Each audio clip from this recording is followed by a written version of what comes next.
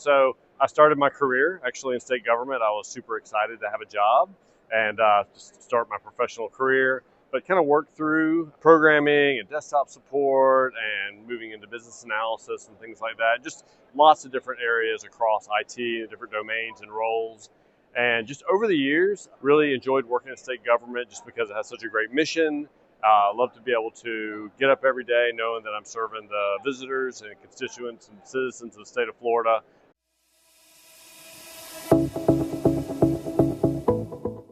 So I like to set a good direction and goals and objectives for my team, be able to give them the authority and be able to kind of give them the space to be effective in their roles. Spend a lot of time getting the right team together and the right people together to be able to execute that mission. So a big part of what I do is clear roadblocks and try to make clear the way for them to be able to execute on the mission and then celebrate the success.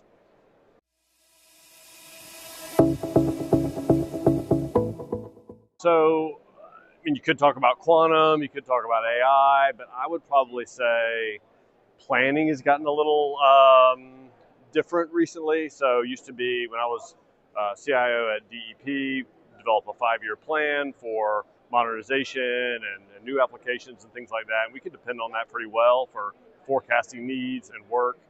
Just the rate of change that's happened over the past couple years, has really made it so while a 3 to 5 year plan is super important, we just go into it knowing that it's probably going to look a lot different in the next 5 years. So I'd say planning the way we've historically done it, still important, but definitely going to have some changes just based on the rate of change we're experiencing right now.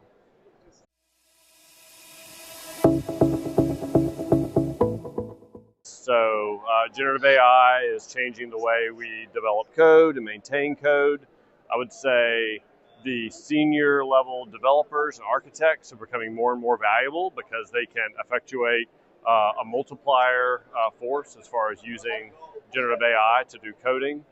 But what we have to remember is to make sure we're continuing to pull people into the workforce development pipeline so that we have next generation of developers and architects and senior developers. We don't want to box out our entry-level developers. We need to be able to grow them up and make sure they understand so we can have good, sustainable, secure applications with this new model.